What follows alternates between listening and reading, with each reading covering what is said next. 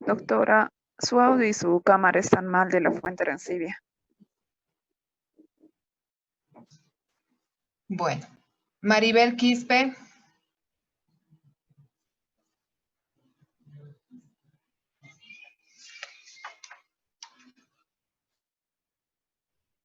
Maribel Quispe es de este grupo.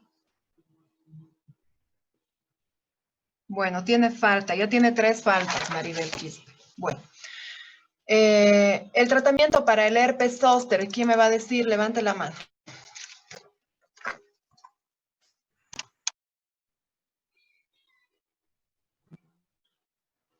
Ya. Vanessa Rocha. Doctora, disculpe, yo tenía una duda ahí en lo que era el tratamiento. Nos indicaba que... Espéreme un ratito, por favor. ¿Con quién estoy hablando? ¿Con Vanessa? No, yo soy Vanessa. Ya, Vanessa Rocha. ¿Sabe cuál es el tratamiento para el aciclovir? Para el herpes zóster ya me han hecho confundir. Es aciclovir, 800 miligramos, 5 veces al día, o si no es 4 gramos al día, por 7 Muy bien, gracias. Ahora sí, ¿quién quería preguntar algo? Yo, doctor. Dani, Nos diga. dijo, sí, en cuanto a la ciclovir intravenosa en pacientes con inmunidad profunda, ¿verdad? Nos dijo 8 a 10 miligramos kilogramo. Sí, ahí tiene para que copie. Porque 8 a 10 miligramos. Dígame. en lo que leí decía 40 miligramos cada 8 horas. O sea, igual 3 veces al día, eso era lo que estaba confundido. O sea, en un lado tengo 40 y en otro 8 a 10 miligramos kilogramos. El que es 40 es el Foscarnet, 40 miligramos kilopeso cada 8 horas. Pero el aciclovir siempre para adultos de 8, máximo 10 miligramos por kilopeso dividido en 3 tomas. Está bien, doctora, gracias. ¿Por qué? Bien, ¿alguna pregunta? Doctora, buenas tardes. Buenas tardes, dígame. Tengo una duda sobre la admisión vertical. Si tratamos a las personas con aciclovir, ¿evitaríamos que el bebé se contagie o igualmente se contagiaría? Me está hablando de un herpes genital, ¿verdad? Sí, doctor. Claro, corresponde tratar primero el herpes genital. Pero si la paciente ya va a tener al bebé y está con herpes genital, obviamente que la indicación es la cesárea. Pero sí corresponde tratar el herpes genital antes. Si la paciente tiene el herpes genital 3 meses antes de dar a luz, le vamos a tratar su herpes genital y puede tener un parto normal. Caso contrario, sería la cesárea. Muy bien, doctora, muchas gracias. Bien. Les voy a dar unos minutitos, 2 minutos, ¿sí? Para que tomen agua, den una vuelta, se despejen un poquito, 2 minutos nada más. Y empezamos con verrugas, ¿sí? Pueden apagar si quieren sus cámaras.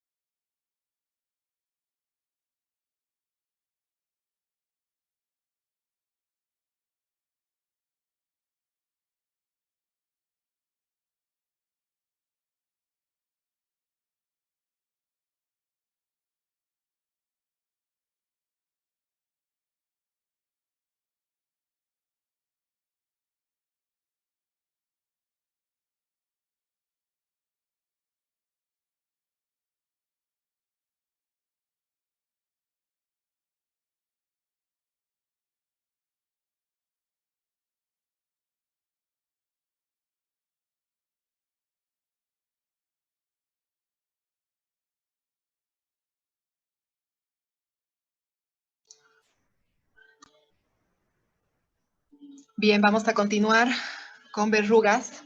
Van a encender sus cámaras, por favor, todos. Doctora, disculpe, quería hacer una consulta ¿Sí? del tema anterior. En el del tratamiento con aciclovir, ¿pueden tomar personas que tienen enfermedad base, por ejemplo, personas con diabetes o insuficiencia renal? Personas con diabetes o insuficiencia renal, ¿me dicen? Sí, sí, doctora. Sí, se puede usar en personas con diabetes y bueno, en la insuficiencia renal siempre hay que ver el grado de insuficiencia renal, hay que hacer un clearance de creatinina siempre antes de darle, ¿no? Estos medicamentos, pero si está dentro de los parámetros, sí. Y si fuera una insuficiencia renal crónica, o sea, que fuera una insuficiencia renal crónica, tendríamos que ver el tratamiento para dar, ¿no sería el mismo o igual se le puede dar el mismo? Le podemos dar, si no puede, si no está dentro de los parámetros normales, el clearance, le podemos dar el otro, el Foscarnet, que con este no va a tener ningún riesgo, ¿no? Ya, doctora, y disculpen, esto del herpes simple puede llegar a hasta salir o causar los problemas en manos y hasta la cabeza. Ay, disculpe, se entrecorta. ¿Me puedes repetir? Que él le decía que si el herpes simple puede llegar a ocurrir en las manos igual o puede ser, no sé, tal vez hasta en la cabeza puede llegar a subir, no solamente en las partes de Del los... herpes zóster, ¿no? El ¿Cómo, zóster, doctora? el herpes zóster, me dice. El simple, doctora. El simple. No, el herpes simple generalmente es periorificial, aparece alrededor de ojos, alrededor de la nariz, alrededor de la boca. Sería raro, muy raro que aparezca en otra parte. He visto un paciente que lo tenía en esta parte de la mejilla, lejos de los orificios, y lo hemos estudiado, le he hecho anatomía patológica y ha dado herpes, lo cual es muy raro. Generalmente aparece a nivel periorificial. Generalmente, como la primoinfección, la más frecuente es la gingivoestomatitis herpética, ese virus queda guardado, latente cerca. Y por eso la infección recurrente aparece también cerca a la boca, generalmente peribucal. Ya, doctora, muchas gracias. ¿Por qué?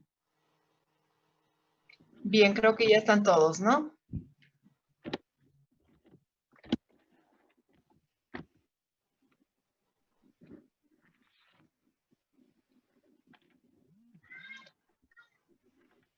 Doctora, disculpe, pasa que el internet de una de mis compañeras se colgó, entonces se salió y volvió a entrar. No sé si le puede aceptar, por favor. No me Estaba en sale, la clase. pero he aceptado a una alumna recién, no me sale ahora nadie. Mm. Ahorita no hay nadie esperando. Sí, sí, me dijo que ya entró. Gracias. Ya.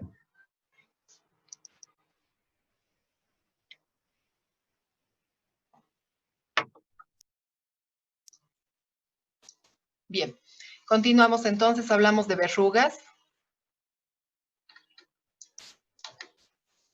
Las verrugas son tumores epiteliales benignos de piel y de las mucosas que están caracterizados por tener un crecimiento lento y que pueden también permanecer en estado subclínico durante largos periodos de tiempo, ¿no? Es decir, que si uno se contagia, por ejemplo, hoy se contagia una verruga,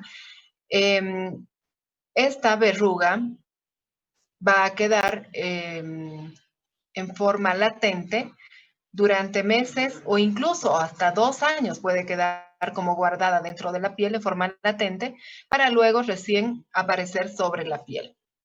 La etiología es el papiloma virus humano, el HPV, y los tipos de HPV son todos los tipos de HPV van a tener tropismo por estas células escamosas.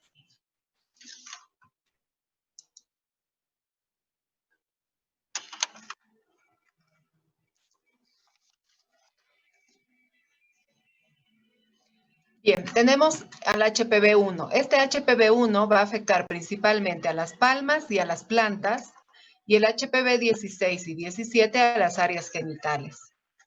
El HPV-11 y 17 lo encontramos en las áreas genitales y en la laringe. Los papilomas causados por HPV son inicialmente benignos, pero existe un pequeño grupo de estos HPV que pueden progresar, que tienen potencial oncogénico y pueden progresar hacia una displasia o hacia una neoplasia. Un pequeño grupo de estos HPV tienen potencial oncogénico y pueden progresar hacia una displasia o hacia una neoplasia.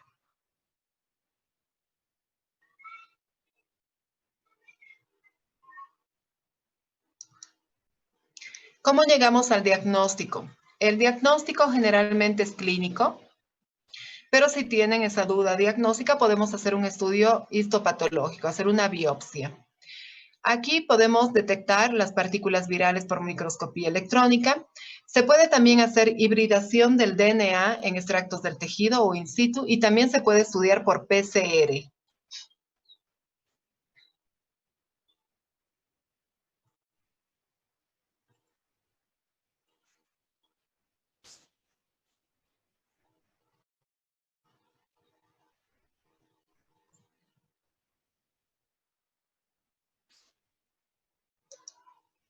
Bien, el periodo de incubación dijimos que puede ser corto, es decir, ser de pocas semanas, hasta más de un año, incluso hasta 2 años.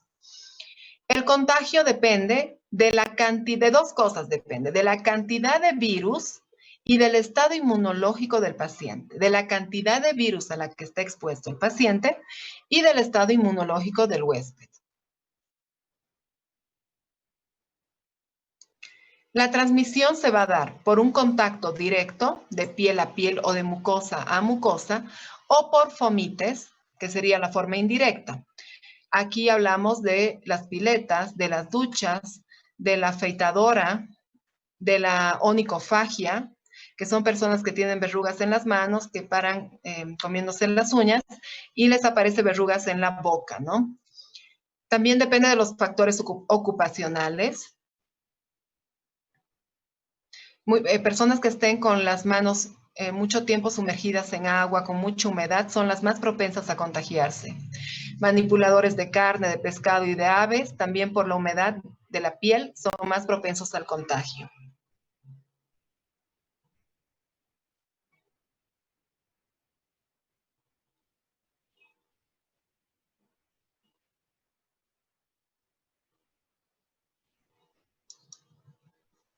Cualquier alteración en la barrera de la piel, por ejemplo, un traumatismo o maceración, como les decía, la humedad, predispone a la inoculación de este virus. Es más fácil que este virus se inocule por una piel que tiene una solución de continuidad o una piel que está macerada o húmeda.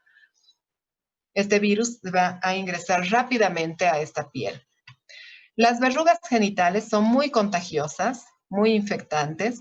La superficie mucosa es más delgada y entonces será más fácil que el virus inocule por esta mucosa. Las verrugas genitales en adultos son transmisibles sexualmente en un 60% de los casos, porque son altamente infectantes.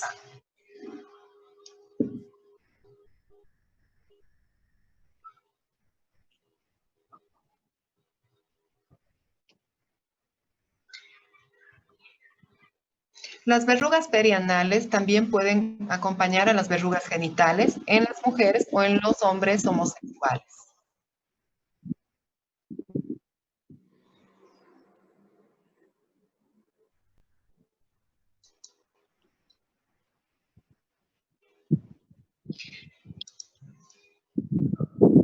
Estas verrugas anogenitales son poco frecuentes en los niños.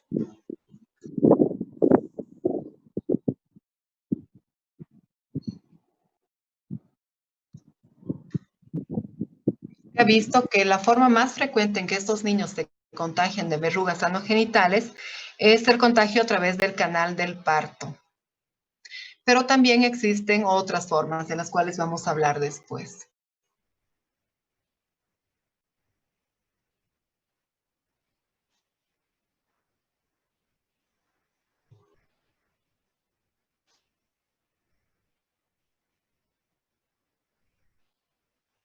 Esto es lo que les decía. La transmisión postnatal desde un adulto infectado puede ocurrir no por vía sexual. Es decir, que el hecho de que un niño de 2 años tenga verrugas, por ejemplo, en genitales, puede ocurrir por vía no sexual. No siempre pensemos en un abuso sexual, sino que puede ocurrir por otros motivos. ¿Cuáles son estos? Por ejemplo, la mamá que tiene verrugas en las manos y que limpia al bebé y que le cambia los pañales varias veces al día, ¿verdad? De esa forma también se puede contagiar. Y otra forma podría ser que la mamá que tiene verrugas en el cuerpo o el papá se bañe con el niño en la misma bañera. Esa forma también existe. Entonces, no siempre es por vía sexual.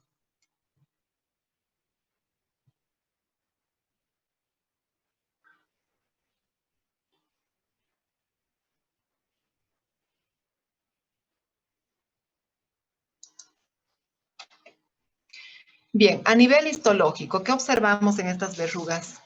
En las verrugas. Vemos acantosis, papilomatosis, hiperkeratosis, parakeratosis.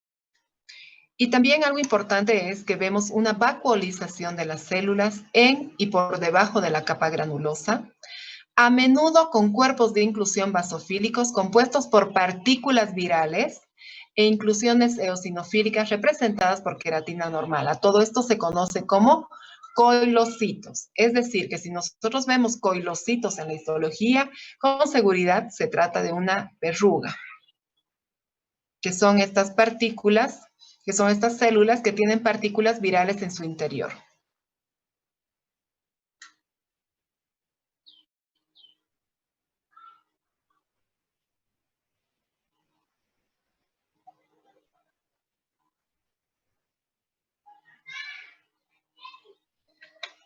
Entonces, vemos la acantosis. ¿Qué es la acantosis? Es el engrosamiento de la piel, ¿no es cierto? La papilomatosis que estamos viendo acá también, en las papilas dérmicas. Y lo que les decía, los coilocitos, que son estas células con partículas virales en su interior. Estas células vacuoladas con partículas virales en su interior. Estos son los coilocitos. Aquí se ven muchos, ¿no? Para el diagnóstico de verruga. La inmunidad a HPV. El principal mecanismo de defensa contra este virus es nuestra inmunidad mediada por células. Si tenemos un buen estado de defensas, entonces es difícil que nos lleguemos a contagiar de estas verrugas, por más que tengamos este contacto directo o indirecto. El HPV y el cáncer. El potencial oncogénico de algunos HPVs predispone a la malignización de la célula infectada, previamente predispuesta por ciertos agentes.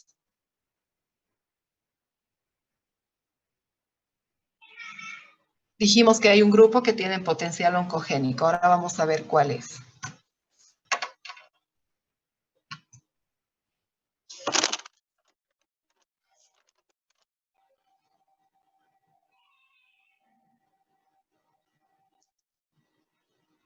Mediante hibridación del DNA se encuentra que el HPV-6 y el HPV-11 se encuentran en el 90% de las verrugas genitales benignas, mientras que el 16 y el 18 se encuentran en el 5% de estas verrugas genitales benignas y el 31, el 33, el 35 y el 43 en el 5% de estas verrugas genitales benignas. En el caso de displasia cervical severa, cáncer in situ, se ha visto que el HPV 16 y 18 se encuentran en un 90% de esta displasia cervical, de este cáncer in situ, y todos los otros HPVs, el 6, el 11, 31, 33, 35 y 43, se encuentran en un 10% en este cáncer in situ. Les pregunto entonces, ¿cuáles serían los HPVs que tienen mayor potencial oncogénico? 16. Gabriela García. Sería el 16 y 18, doctor. Exactamente, el 16, el HPV 16 y 18 son los que tienen mayor potencial oncogénico y lo estamos viendo aquí porque se presentan en un 90% en el cáncer in situ. Vamos a hablar de las distintas formas clínicas de verrugas. Empezamos con las más frecuentes, las verrugas vulgares. Aquí encontramos el HPV 1, 2 y 4. Estas verrugas se localizan en el dorso de las manos, de los dedos y en las rodillas y a veces en los codos. ¿Cómo se presentan? Son verrugosidades. Nosotros sabemos, ya hemos leído lesiones elementales, sabemos que la vegetación, cuando a la vegetación se agrega la queratosis, se llama verrugosidad, que es la lesión elemental de la verruga. Son verrugosidades de superficie rugosa y escamosa que pueden medir desde 1 milímetro hasta 1 centímetro de diámetro. El 65% de estas verrugas, en el 65% de los casos, las verrugas desaparecen espontáneamente a los 2 años. Normalmente porque va aumentando el sistema, van aumentando sus defensas y por eso van desapareciendo las verrugas, pero generalmente es hasta los 2 años que desaparecen espontáneamente. Aquí estamos viendo las verrugas vulgares, las verrugosidades con la queratosis en la superficie, en el dorso de las manos. Esta se llama verruga filiforme. Perdón. Aquí también tenemos otra verruga filiforme. Y aquí las verrugas vulgares en la rodilla, en las manos, ¿no? Las verrugas plantares. También aquí está el HPV 1, 2 y 4. Estas se localizan en las áreas de mayor presión, es decir, en el talón y en la cabeza de los metatarsianos. Aquí encontramos, es una verrugosidad, pero tiene un crecimiento diferente. Por nuestro peso, por el peso del paciente, no puede crecer hacia afuera, entonces va a tener un crecimiento endofítico, crece hacia adentro. Es una verrugosidad endofítica hiperqueratósica redondeada, de superficie rugosa y, esto es importante, está tachonada de puntos negros que son los capilares trombosados. Vamos a ver que en esa superficie hiperqueratósica vamos a ver puntos negros que son vasos o capilares trombosados, que eso es típico de la verruga plantar. Y bueno, las verrugas vulgares serán asintomáticas, el paciente no tiene dolor, pero estas verrugas plantares, como tienen ese crecimiento endofítico, van a ir presionando las estructuras internas a las terminaciones nerviosas, entonces sí van a provocar dolor. Las verrugas plantares sí provocan dolor y es generalmente por esto que consulta el paciente, porque si no tendría ese dolor, difícil que el paciente se vea las verrugas en las plantas de los pies, ¿no? Ese dolor hace consultar al paciente. El 50%, del 30 al 50% regresionan espontáneamente en el lapso de 6 meses. ¿Cuál es el diagnóstico diferencial de la verruga plantar? Los caños, los elomas. El caño duele a la compresión vertical. Cuando nosotros comprimimos en forma vertical, el caño duele. En cambio, la verruga duele a la compresión lateral, a los lados. Cuando comprimimos a los lados y duele, es verruga. Además que recordemos que la verruga plantar tiene esos puntos negros o vasos trombosados, lo cual el caño no va a tener. Aquí podemos ver las verrugas plantares, fíjense los puntos negros que son los vasos trombosados. Aquí, por ejemplo, no se ve bien los vasos trombosados, pero si ustedes hacen un shape, es decir, si agarran un bisturí y sacan la capa córnea, la capa más superficial, no van a provocar ningún dolor, sacan la capa córnea, ahí van a observar bien los vasos trombosados, porque a veces se encuentran un poco más adentro. Hay algo que se llama verrugas en mosaico, que dentro de las verrugas plantares, donde se observa la verruga madre, que sería esta, en este caso, verruga madre, que es la más grande, y las verrugas hijas que están próximas a la verruga madre. Estas se llaman verrugas en mosaico. Aquí estamos viendo muchos vasos trombosados, que son estos puntos negros, ¿no? Bien, ahora hablemos de las verrugas planas. En las verrugas planas encontramos el HPV 3 y el HPV 10. ¿Dónde se localizan estas verrugas planas? En la cara, en el dorso de las manos, en las rodillas y en la cresta tibial. La lesión elemental de la verruga plana ya no es la vegetación ni la verrugosidad. Fíjense que ahí es la pápula. Son pápulas poligonales, redondeadas, que miden de 1 a 5 milímetros y que tienen un color de piel normal. Es característico observar la disposición lineal de las verrugas debido a la inoculación del virus luego de un rascado o de un traumatismo. Y a esto se conoce como fenómeno de Koebner o Koebner. El fenómeno de Koebner dice que si nosotros frotamos o provocamos un traumatismo sobre la verruga plana, se va a inocular el virus en forma lineal y van a aparecer muchas más verrugas planas, ¿no? Ese es el fenómeno de Koebner secundario a un traumatismo o un rascado. De todas las verrugas, la única que tiene el fenómeno de Koebner es la verruga plana. La única verruga que tiene fenómeno o cursa con fenómeno de Koebner es la verruga plana, las otras no. Fíjense cómo todos vean la pantalla, por favor, y vean cómo son las verrugas planas. Son pápulas, fíjense que ya no están tan sobreelevadas, ¿no? Pápulas pequeñas, color piel, lo cual dificulta el diagnóstico clínico a veces, porque a veces pasan desapercibidas, y tienen fenómeno de Koebner. Vean esto, por favor. Este es el fenómeno de Koebner. Tenía estas verrugas, el paciente se ha rascado y fíjense cómo se inocula el virus en forma lineal, cómo aparecen varias verrugas en forma lineal después de un rascado. Vea aquí también el fenómeno de Koebner. Estas verrugas, si uno se rasca y no se trata a tiempo, pueden llegar a estar en cara, miembros superiores, incluso en tronco, ¿no? Y vean aquí el fenómeno de Koebner, cómo se inoculan estos virus en esta forma lineal, ¿no? Bien. Las verrugas anogenitales.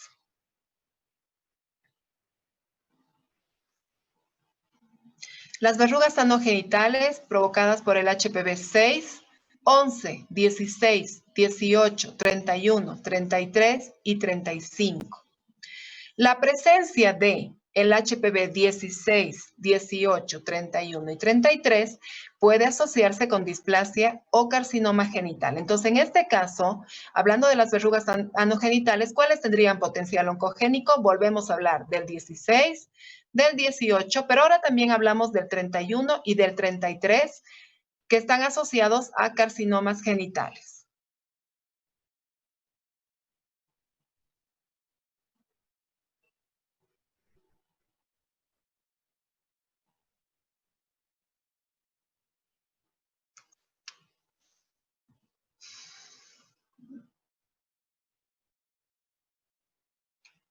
La localización en el hombre, estas verrugas anogenitales aparecen en el frenillo, en el surco balano prepucial y en el glande.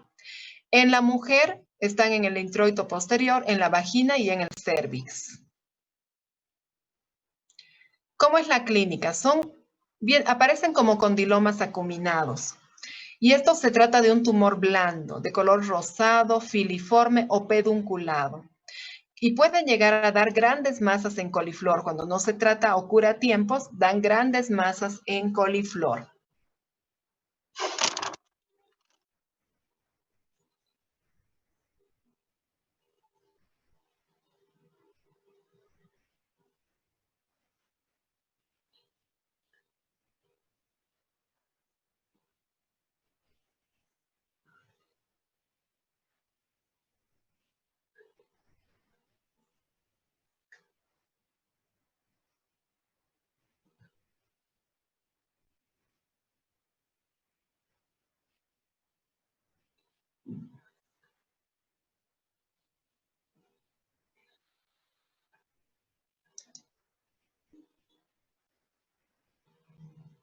Bien, verrugas anogenitales. Entonces, la sintomatología puede ser el prurito y el ardor. Estamos hablando de mucosas, ¿no? Y duran desde semanas hasta años. Fíjense las lesiones en el varón, que son más fáciles de diagnosticar por la clínica, son exofíticas, pero en la mujer son más difíciles de diferenciar.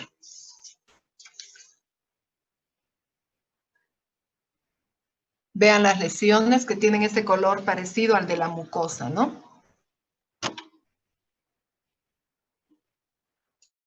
En la mujer lo que se puede hacer, lo que se hace es topicarle con ácido acético para ver las zonas donde en las cuales vamos a provocar un blanqueamiento y ahí estaría la verruga genital en la mujer, ¿sí?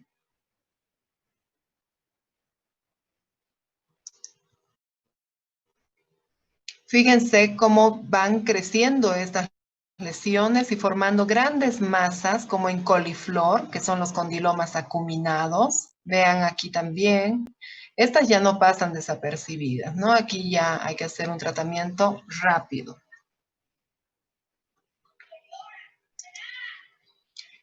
La papilomatosis laringea. En la laringe el HPV es el 6 y el 11. Son tumores benignos no invasores. Se localizan en la mucosa de la orofaringe e incluso en el epitelio broncopulmonar. Ahora, es aquí imposible que el paciente se vea las lesiones, ¿verdad? Está en la laringe. Entonces, ¿cómo acude el paciente al médico? Por los síntomas que presenta. Presenta ronquera y estertor, por lo cual acude al médico, generalmente al otorrinolaringólogo, el cual con un rinofibroscopio va a observar estos tumores benignos, dando el diagnóstico de una papilomatosis. La mayoría remiten al llegar a la pubertad.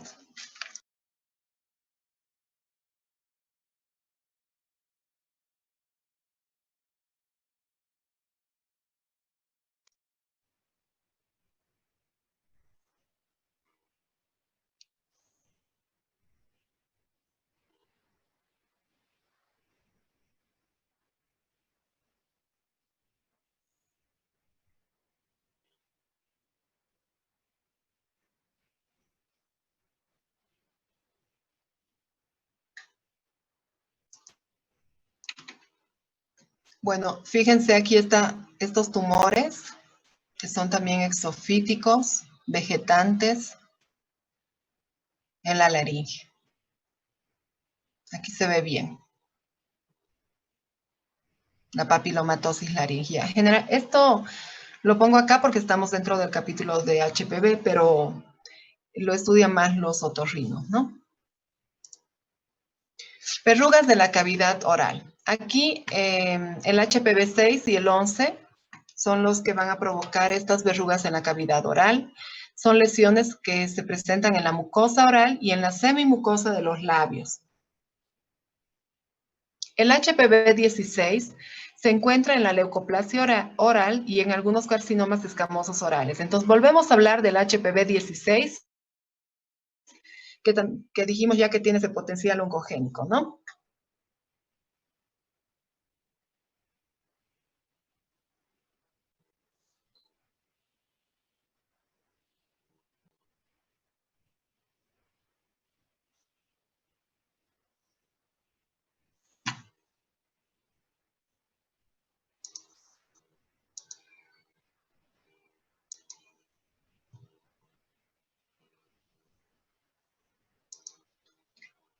Veamos, por favor, las verrugas de la cavidad oral.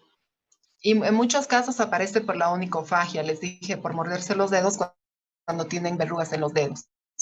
Pueden aparecer lesiones en toda la mucosa, incluso en el dorso de la lengua, en paladar. Veamos aquí la cantidad de verrugas. Cuando son 1, 2 verrugas es simple. Hacemos un tratamiento con electrocoagulación, las quemamos y ya está. Pero cuando tenemos esto en un niño, ahí se complica todo. Porque imagínense que tenemos que poner anestesia a cada una de estas, ¿no? Para tratarlas. Lo cual es muy doloroso porque la anestesia es pinchando en cada lesión. El tratamiento para las verrugas. Vamos a hacer podemos hacer una destrucción química con tópicos. Esto es lo que más se utiliza, bueno, lo que todo el mundo usa antes de ir al consultorio, son tópicos con ácido salicílico y ácido láctico. Tanto el ácido salicílico como el ácido láctico son queratolíticos, entonces funcionan en las verrugas, sobre todo en las verrugas vulgares. En la verruga genital, el paciente va a usar resina de podofilino al 25% o podofilotoxina al 0.05%. Le explicamos al paciente que se aplique esta resina de podofilino todos los días, que pinte cada verruga genital con este podofilino de lunes a viernes y un día por semana, nosotros los médicos le citamos al consultorio, por ejemplo el sábado le citamos al consultorio para topicarle con ácido tricloroacético al 35 o al 70%. Esta es una muy buena opción, hasta que veamos que ya han reducido de tamaño y que han desaparecido, ahí ya podemos dejar de hacer ese tratamiento. Otra opción sería que el paciente, solamente el paciente, se aplique 5-fluoracilo en crema, días intercalados, lunes, miércoles y viernes, porque es irritante, provoca ardor, enrojecimiento, se irrita mucho la mucosa. 5-fluoracilo, lunes, miércoles y viernes, durante 3 a 4 semanas para volverlo a controlar. Pero el mejor tratamiento, repito, que es que el paciente use podofilino 5 días a la semana y que nosotros los médicos le topiquemos con tricloroacético en el consultorio, una vez por semana. Otra opción es la destrucción quirúrgica, que es la electrodisecación. Otra opción, la criocirugía. También está el láser y la cirugía convencional. De algunos de estos ya hemos visto en prácticas y lo vamos a ver con ustedes en prácticas también. Sobre todo la electrodesecación y la criocirugía, que les dije en prácticas que el mejor tratamiento para la verruga plantar al tener un crecimiento endofítico era la criocirugía, porque como utiliza nitrógeno líquido y va a congelar la lesión, seguramente va a congelar a toda esa parte interna donde ha crecido la verruga. Si quisiéramos quemar esa verruga plantar, no sabríamos hasta dónde llegar, ¿verdad? Tendríamos que seguir y seguir quemando sin saber si estamos llegando al tope de la verruga. En cambio, con la criocirugía abarcamos bastante en extensión y en profundidad.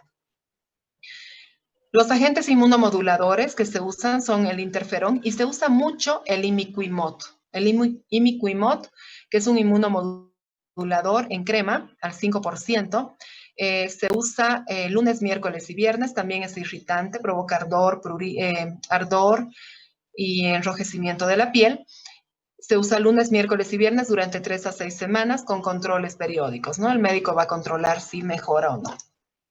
Aquí les muestro 2 procedimientos, los más utilizados en dermatología. La criocirugía, este es el termo donde se pone el nitrógeno líquido, congela a menos 196 grados y provoca este frost, que es este blanqueamiento de la verruga. ¿Qué provoca este congelamiento? Una necrosis tisular. Se forma una costra, la cual va a caer. Generalmente se hace una topicación, ¿qué es esto? Cada 3 semanas, hasta que desaparezca. Excelente para las verrugas plantares, va bien para verrugas vulgares. Tengo mucha experiencia en verrugas orales en niños en los que no quiero poner anestesia y electrocoagular porque el niño se mueve mucho, ¿verdad? Y no va a tolerar que ponga mucha anestesia, puedo hacerle topicación. Porque esta criocirugía hay 2 métodos. Está el cerrado, que es este, disparar con el termo cerrado, y está el abierto, que es abrir este termo y sacar con un hisopo un poco de este líquido, de nitrógeno líquido, y topicar sobre la verruga de la mucosa oral. Como es frío, anestesia un poco, entonces no duele tanto como inyectar y poner anestesia en cada lesión. Entonces va muy bien para las verrugas de la mucosa oral, claro que son varias sesiones. Y esta es la electrocoagulación o fulguración. Yo hago la electrocoagulación que utiliza corriente eléctrica, se pone anestesia previa en la zona perilesional y luego se quema la verruga. Esta forma una costra y a los 7 a 10 días se cae. Si tiene 1 o 2 verrugas vulgares, excelente la electrocoagulación. Pero si tendría, imagínense esto, como les digo, en un niño, complicado anestesiar, a menos que pongamos anestesia general y nos deje trabajar. Que sería otra opción. Estos son los 2 métodos que yo utilizo más y que se utilizan más en dermatología para las verrugas. Va muy bien. Y en forma tópica, como les dije, yo uso mucho el imiquimod para verrugas vulgares, que no sean muy grandes. Y para verrugas genitales, la podofilina el paciente y yo le topico con tricloroacético al 30%.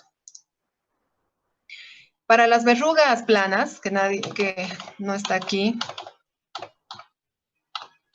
para estas verrugas planas, el mejor tratamiento, recordemos que tiene fenómeno de Koebner y no podemos provocar ningún traumatismo en la piel. El mejor tratamiento va a ser el ácido retinoico. ¿Recuerdan el ácido retinoico, el que se utiliza para el acné comedónico no inflamatorio o para las cicatrices post-acné? Bueno, en este caso podemos utilizar, para estas verrugas planas, podemos utilizar el ácido retinoico, que se tiene que aplicar en toda la cara. Es complicado tratar las verrugas planas por ese fenómeno de Koebner y porque generalmente vienen así como esta paciente con miles de verrugas planas, porque no se han dado cuenta o se han frotado con la toalla o se han rascado y han hecho que se multipliquen. El ácido retinoico se aplica en toda la zona, en toda la cara, frente, nariz, mejillas, mentón. Empezamos lunes, miércoles y viernes por un mes, después ya puede aplicarse todas las noches porque recordemos que el ácido retinoico también es irritante y no puede estar expuesto al sol ese tiempo que utilice el ácido retinoico, generalmente 6 a 8 meses de tratamiento para verrugas planas. ¿Por qué no le voy a hacer electro a este paciente? Por el fenómeno de Kepner. ¿Puedo hacerle crío? Podrían hacer si tienen pocas verrugas planas. Si tienen 3 o 4 verrugas planas, crío en forma abierta, topicando, va bien. Yo lo he hecho y me ha ido muy bien en las verrugas planas cuando son pocas. Pero cuando ya tienen muchas, lo mejor que tenga paciencia el paciente y que use ácido retinoico 6 a 8 meses. Bien. Creo que hemos hablado de todo, sí. Bien, eso es todo. No sé si tienen alguna duda, pregunta sobre las verrugas, que son muy frecuentes de ver en el consultorio, ¿no? Doctora, disculpe, ¿podría volver a repetir sobre el fluoracilo? El 5-fluoracilo. El 5-fluoracilo se utiliza igual que el imiquimod. 3 veces por semana, en forma tópica porque es una crema. Y a las 3 semanas se controla al paciente. Este medicamento destruye estas células escamosas, es queratolítico y también produce necrosis tisular.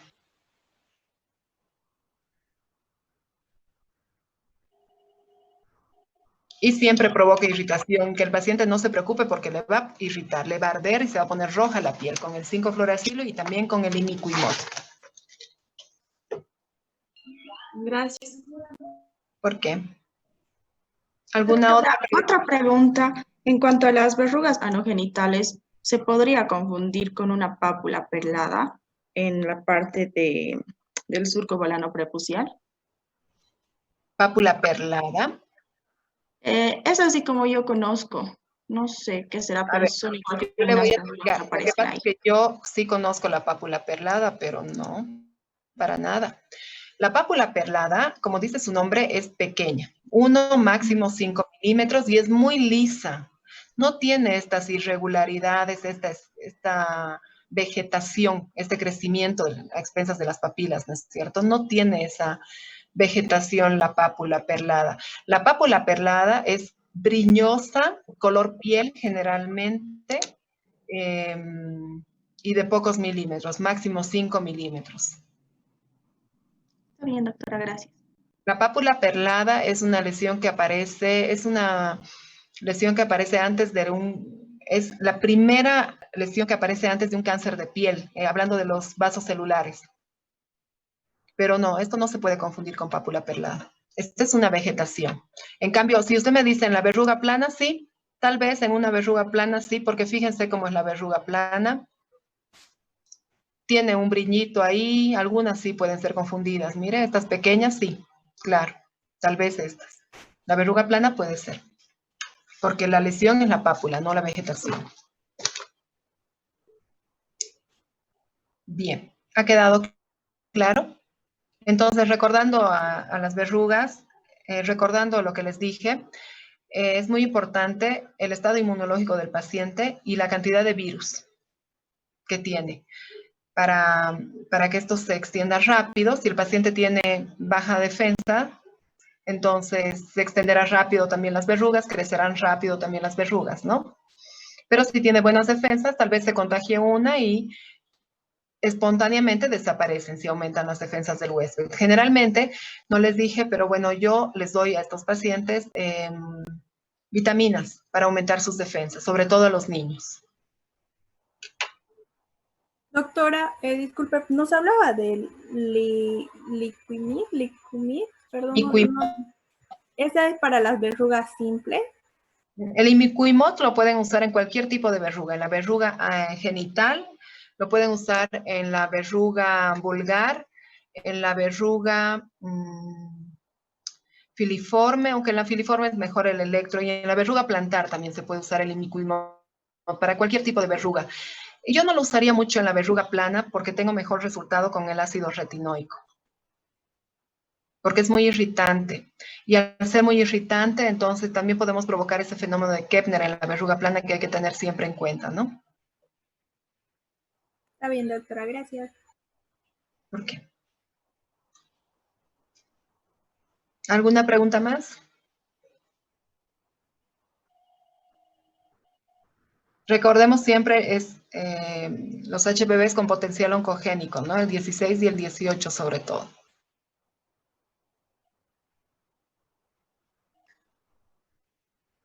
Bien, entonces eso sería todo. Terminamos los 2 temas hoy.